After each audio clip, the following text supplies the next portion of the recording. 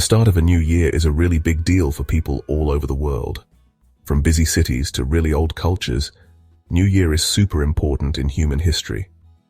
Even though places and people are different, the idea of celebrating a new year has been around for a really long time. It's something we all share, no matter where we're from or when we lived. It shows that everyone wants a fresh start and new beginnings.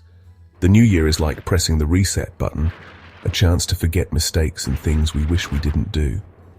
Whether we're with family, doing old traditions, or just thinking quietly, New Year lets us connect with ourselves and something bigger. It's a time to think about how time keeps going and to be excited about growing and changing every year.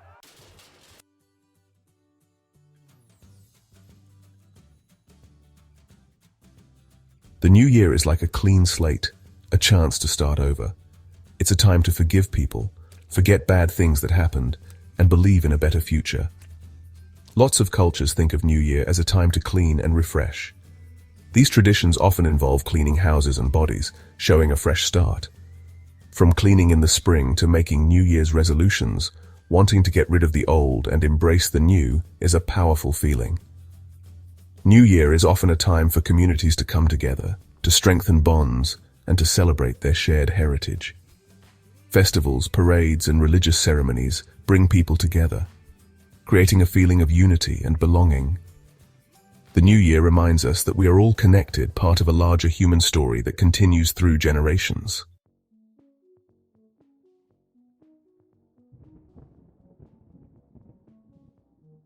Our trip to find out about New Year takes us back thousands of years to where civilization began, ancient Mesopotamia. Located between the Tigris and Euphrates rivers, this place is where some of the world's first cities and empires began. The Mesopotamians loved looking at the stars and were really good at figuring out astronomy and time. They realized that the seasons went in a cycle and made a calendar based on the moon. About 4,000 years ago, they started celebrating the new year with a huge party when spring started. This early New Year celebration was really important to the Mesopotamians because they were farmers. The beginning of spring was a big deal because they needed good crops to survive. The festival, called Akitu, lasted for 12 days and was full of special traditions, parades, and gifts for the gods.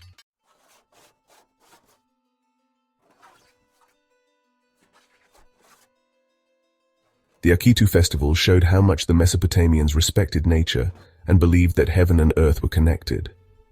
The festival's traditions were meant to make the gods happy, so the land would keep producing food and people would be healthy. One of the most important traditions was acting out the creation story, showing how order won over chaos. The king, representing the human world, would pretend to marry Ishtar, the goddess of fertility, showing that the gods wanted him to rule. During the 12 days of Akitu, priests and worshippers would carry statues of the gods through the streets, with music, dancing, and singing. The Akitu Festival was a time for everyone to celebrate together, making their relationships stronger and reminding them of their shared beliefs.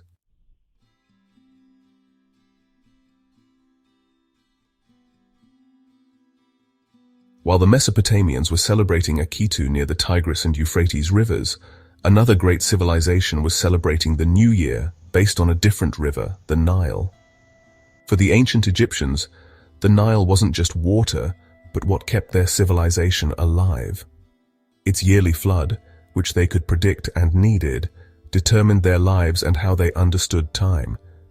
The Egyptians made a calendar based on the sun and the Nile's cycles, dividing the year into 3 seasons: Akhet, the time of flooding; Pere, the time of growth; and Shemu, the time of harvest. The Egyptian New Year started when Sirius, the brightest star, rose in the sky, which happened at the same time as the Nile's flood.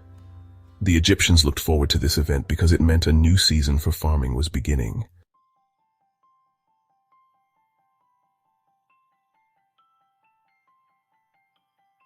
For the ancient Egyptians, the New Year wasn't just a new calendar. It was really important spiritually, representing rebirth and new beginnings. The Nile's flood, even though it could be destructive, was seen as a good thing, a gift from the gods that brought new life to the land. During this time, the Egyptians honored Osiris, the god of the underworld and rebirth. Osiris, who was killed by his brother Set but brought back to life by his wife Isis, represented the cycle of life, death, and renewal. The Egyptians believed that just like the Nile flooded and went back down, bringing new life, so did the human spirit go through cycles of death and rebirth. Therefore, the new year was a time to celebrate Osiris's return, to be thankful for new beginnings, and to show their belief in the never-ending cycle of life.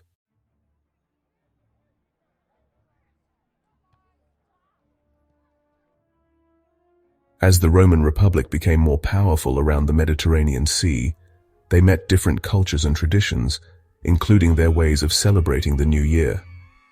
The early Romans, who were mostly farmers, used a calendar based on the moon with only 10 months, starting with March, named after Mars, the god of war.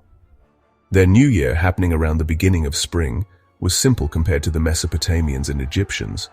It was a time for religious traditions, renewing promises, and giving gifts, usually simple things like figs, dates, or honey.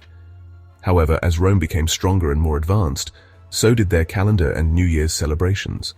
The lunar calendar, which wasn't always accurate and caused confusion, wasn't good enough for a growing empire.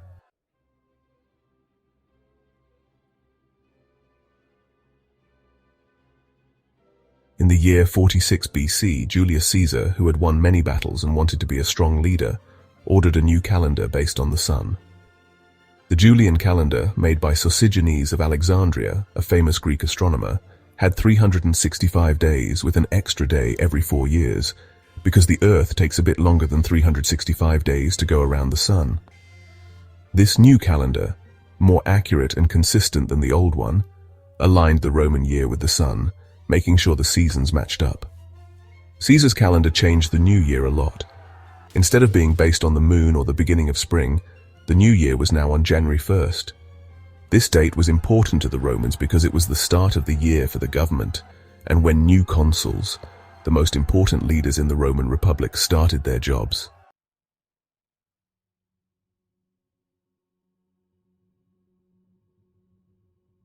Janus, often shown with two faces looking in opposite directions, represented the past and the future, beginnings and endings. One face looked back at the old year, thinking about its successes and failures, while the other looked forward to the new year with hope.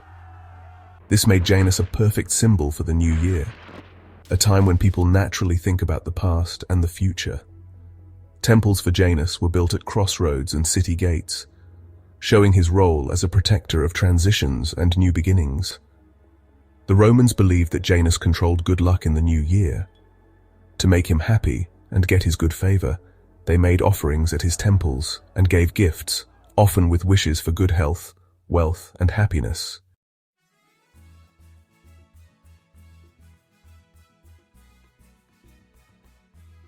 With the new year set on January 1st, the Romans celebrated with a festival called Kalends.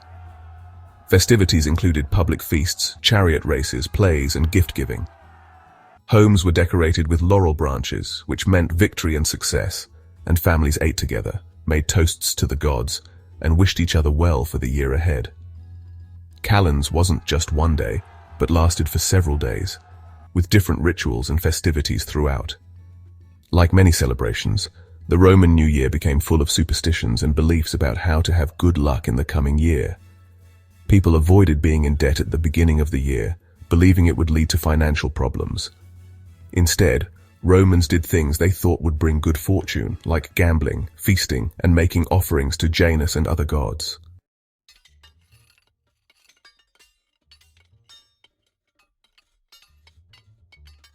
The Julian calendar, even though it was a big improvement, wasn't perfect.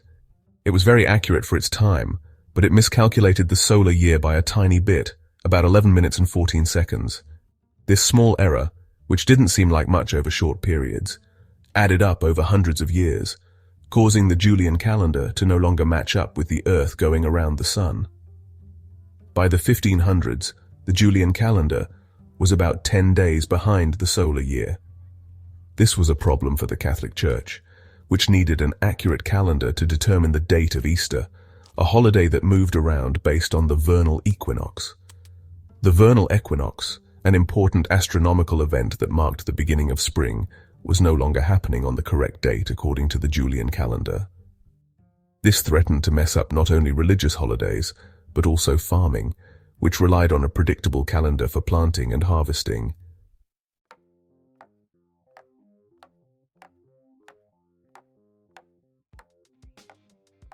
In 1582, Pope Gregory XIII, realizing the calendar problem needed to be fixed, ordered a change to align the calendar with the solar year. Aloysius Lilius, an Italian doctor and astronomer, and Christopher Clavius, a German Jesuit mathematician, were given the job. Their solution, called the Gregorian calendar, made two main changes. First, 10 days were removed from the calendar to fix the error that had built up. Second, a slightly more accurate rule for figuring out leap years was made, ensuring the calendar stayed aligned with the solar year. The Gregorian calendar, announced by Pope Gregory XIII in a papal bull, wasn't immediately accepted by everyone. Some countries, hesitant to follow the Pope's authority, were slow to adopt the new system.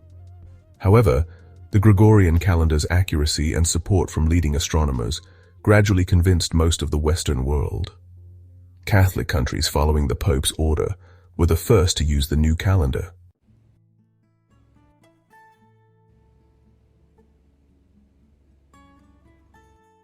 The Gregorian calendar significantly impacted the new year. January 1st became the official start of the year in the Western world, no longer affected by the moon or an imperfect calendar.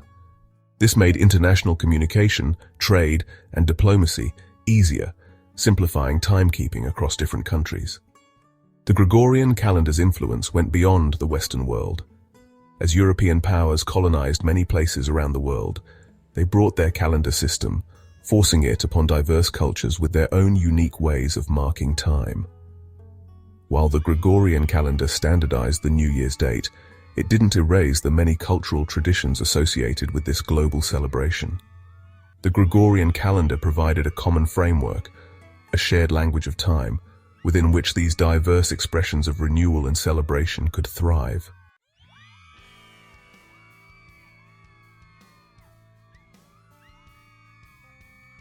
The Gregorian calendar's impact on the new year shows how standardization and cultural diversity can exist together. It established a universal system of timekeeping, making communication and coordination across cultures easier. Yet, it allowed different cultures to keep their unique ways of celebrating the new year. This adaptability is the Gregorian calendar's greatest strength. From the ancient Mesopotamians to the Romans, each culture has contributed to our rich tapestry of traditions. The Gregorian calendar unifies diverse expressions of hope and celebration. As we raise a glass to the new year, we embrace the opportunity for a fresh start and to shape a future filled with promise and possibility.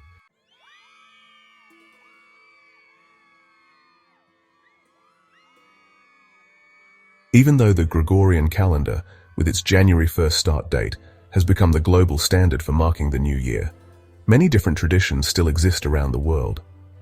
From the busy streets of Beijing to the colorful celebrations in Rio de Janeiro, each culture celebrates the new year with its own unique mix of rituals, symbolism, and festivities.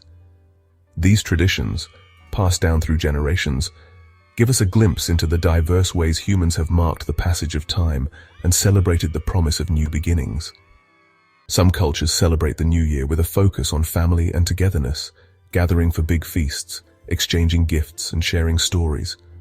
Others emphasize spiritual reflection and renewal, engaging in rituals of purification, prayer, or pilgrimage.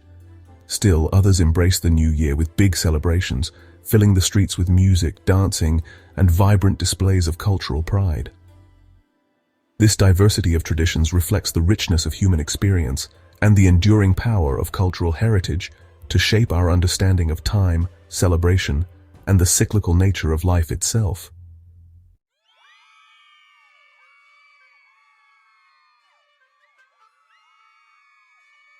In many East Asian countries like China, Vietnam, and Korea, the New Year is celebrated with the arrival of the Lunar New Year, also known as the Spring Festival. This happy occasion, usually happening in late January or February, marks the beginning of a new year on the lunisolar calendar, which follows the cycles of the moon and the sun. The Lunar New Year is a time for families to reunite, feast, and observe ancient traditions meant to bring good luck and prosperity in the coming year.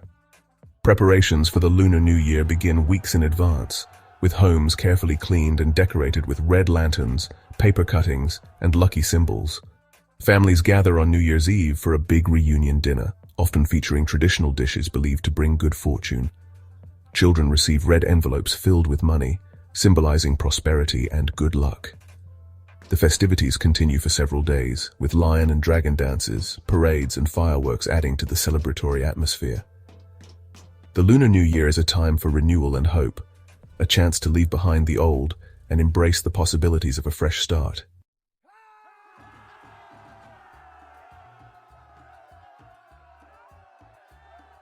In South Asia, New Year celebrations are as diverse as the region's cultures and religions. In India, the New Year coincides with Diwali, the festival of lights, typically observed in October or November. Diwali celebrates the victory of good over evil, light over darkness, and knowledge over ignorance. Homes are illuminated with diyas, or oil lamps, and candles, symbolizing the dispelling of darkness and the welcoming of knowledge and prosperity. Fireworks light up the night sky, and families gather to share sweets, exchange gifts, and participate in prayers and rituals. In Thailand, the New Year is celebrated in April with the Songkran Festival, a joyous water festival marking the traditional Thai New Year. People go out into the streets, splashing water on each other as a symbolic gesture of cleansing and renewal. Songkran is a time for family reunions, merit-making activities, and paying respect to elders. The water, a symbol of purity in life, is believed to wash away bad luck and bring a year filled with good fortune.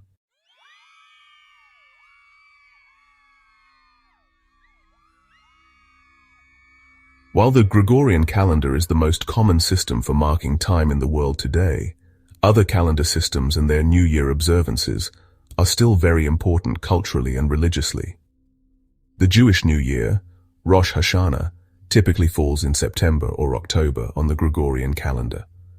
Rosh Hashanah marks the beginning of the Jewish High Holy Days, a 10-day period of introspection, prayer, and repentance, culminating in Yom Kippur, the Day of Atonement.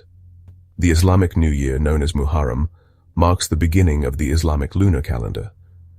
Muharram is a time for reflection and remembrance, particularly for Shia Muslims, who commemorate the martyrdom of Imam Hussein, the grandson of the Prophet Muhammad. Muslims may observe Muharram with fasting, prayer, and attending sermons and religious gatherings. The Islamic New Year offers a time for spiritual renewal and a reaffirmation of faith.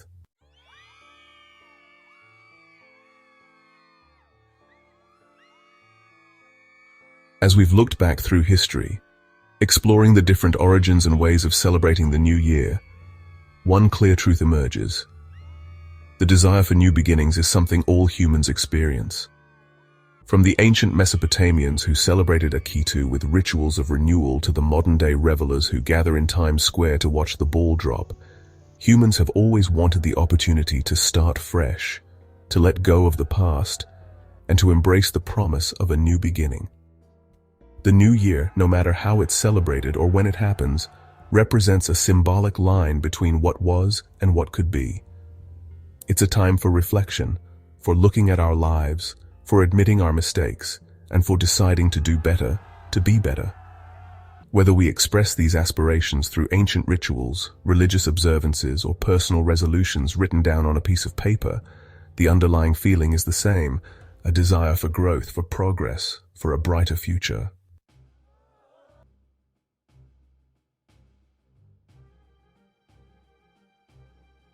The new year is more than just a change in the calendar.